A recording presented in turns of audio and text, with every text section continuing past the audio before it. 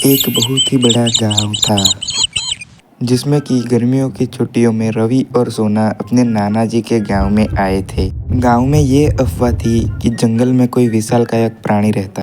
दादाजी, यह सच है कि जंगल में कोई बड़ा सा प्राणी रहता है? बेटा, यह सिर्फ एक अफवाह है। कई बार गांव वालों ने इन सभी प्राणियों को देखने के दावे किए हैं, लेकिन यह पूरी तरीके से सच नहीं है। दादाजी, फिर तो यह पक्का भूत होगा। मैंने सुना है कि जंगल में भूत रहते हैं। अरे बेटा, भूत वूत कुछ नहीं होता। ये तो सिर्फ जंगल की कहानी है। हाँ, लेकिन जंगल में कुछ होगा। फिर सब लोग खाना खाकर सो गए और अगले दिन रवि को इस बात में रोमांच लगा था, इसलिए वह सुबह होते ही सोना से उसे कहती है, भैया, क्या हमें नाना जी की बात को मानना चाहिए या फिर नहीं? अगर हम उन्हें बता देंगे तो वह हमें जंगल में जाने से रोक लेंगे, इसलिए हम चलते हैं। फिर वह दोनों जंगल की ओर जाने लगे। वह बहुत बड़ा जंगल और बहुत बड़े बड़े पेड़ थे जिसमें से वह जा रहे थे। भैया, ये तो किसी हाथी से भी बड़े जानवर का पैर का निशान है। तब तो पक्का ये किसी जानवर का नहीं, लेकिन बड़े से जीव का पैर है। और ऐसे ही वह लोग देख रहे थे कि तभी झाड़ियों के पीछे से एक आवाज आई और उन्होंने देखा तो एक विशालकाय डायनासोर उनके सामने खड़ा था। वह देख के चौंक गए थे। तभी सोना बोली, भैया, हमें भागना चाहिए यहाँ से जल्दी ही। पर ये डायनासोर यहाँ आया कैसे? डायनासोर तो लाखों साल पहले ही मर गए थे। ये आया कहाँ से यहाँ? तभी डायनासोर बोला, तुम लोग कौन हो यहाँ पर? रवि और सोना और डर गए। यह डायनासोर बोल कैसे सकता है? तुम कैसे बोल लेते हो? हाँ, मैं बोल सकता हूँ, लेकिन मुझे खुद को पता ही नहीं है कि मैं यहाँ पे आ कैसे गया। मुझे कुछ भी याद नहीं है, बस मैं नींद से उठा। वैसे तुम्हारा नाम क्या है डायनासोर? मेरा नाम मुझे नहीं पता है। मैं कहाँ से है वो भी नहीं पता। तुम ही कोई नाम दे दो मुझे। तुम्हारा नाम हम ब्रह्म रख देते हैं, क्योंकि तुम किसी रहस्य से कम नहीं हो, इसलिए तुम्हारा नाम ब्रह्म है। और वह बातचीत करते हैं। मुझे ब्रह्म नाम पसंद आया है। रवि और सोना दोनों को अब डर कम लगने लग गया था इस डायनासोर से। ब्रह्म, तुम्हें अब लगता है भूख लगी है?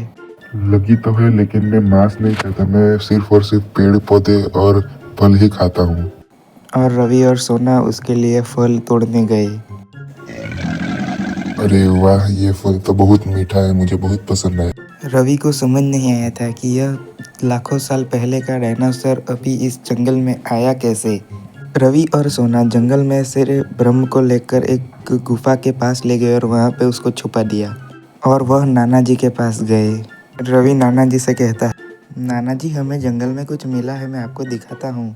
और फिर वह नाना जी को लेकर उस गुफा में वहाँ जाते हैं।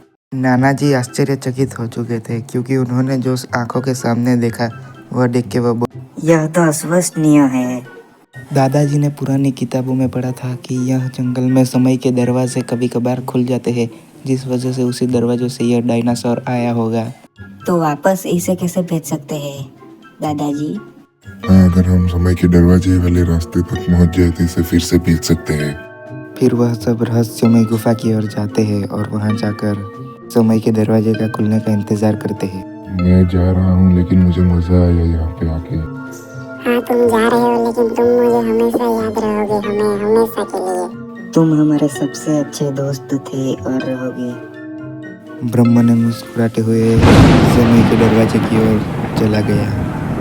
रवि और सोना एक दूसरे की ओर देख रहे थे। वे जानते थे कि उन्होंने कुछ ऐसा देखा तो आज तक किसी ने नहीं देखा। अब हम कभी नहीं मिल पाएंगे। लेकिन जाने से पहले डायनासोर ने यह देख लिया था कि यहाँ पे मैं तुम सबका राजा हूँ। तुम लोग मेरे गुलाम हो। तुम लोगों को मेरी बातों का भी मान रखना होगा, समझ गए? ये डायनासोर देख के गया था, इसलिए उन लोगों पर उसने मदद करने के लिए वापस वो आने की तैयारी में था। और एक बार फिर से समय का दरवाजा खुलता है और ब्रह्म वापस आ जाता है जंगल की। और ब्रह्म अब जंगल में फिर से एक बार आ चुका था। और यहाँ जंगल की दूसरी ओर यहाँ पे जानवर बात करते थे कि हमारा राजा कितना खराब है, हमें सब कुछ करने नहीं देता, गुलामी हमें करवाता है। ऐसे राजा की प्रजा हमें बनना बिल्कुल अच्छा नहीं लग रहा है। हमें कुछ करना होगा। हम कुछ करें या ना करें, ऊपर वाला ही कुछ कर सकता है, क्योंकि हम में इतनी शक्ति नहीं है कि हम उसे मार सके। इसलिए ऊपर वालों के भरोसे बैठे रहो। तभी वहाँ पे डायनासोर आ जाता है। अब तुम फिक्र मत करो, मैं यहाँ पे आ चुका हूँ। सारे जानवर चौंक चुके थे। सब लोग उसे देख रहे थे, उस लंबे से जीव। तुम इतने विशालकाय कौन हो? कौन से जानवर हो तुम? कहाँ से आए हो? हमें आज तक तुमको जैसे जानवर नहीं देखा। मैं डायनासोर हूँ, मेरा नाम ब्रह्म है। मैं टाइम समय के दरवाजों से आया हूँ। मुझे यहाँ पे आने तुम्हारी मदद करने के लिए आया हूँ। मैं तुम्हारी मदद करने के लिए। अच्छा, तो तुम हमारी मदद करने के लिए आए हो। बहुत बहुत शुक्रिया, तुम हमारी मदद करने के लिए आए हो। बहुत बहुत शुक्रिया। अब हमें एक बराबरी का जीव मिल चुका है जो शेर से लड़ाई कर सके और उसे हरा सके, क्योंकि हम में उतनी शक्ति नहीं थी कि हम उसे हरा सके। तुम्हारी मदद से हरा देंगे। तुम हमें हर बार डराते और धमकाते रहते हो, इस बार हम इसे लेके आए हैं। अब हम नहीं डरेंगे तुमसे।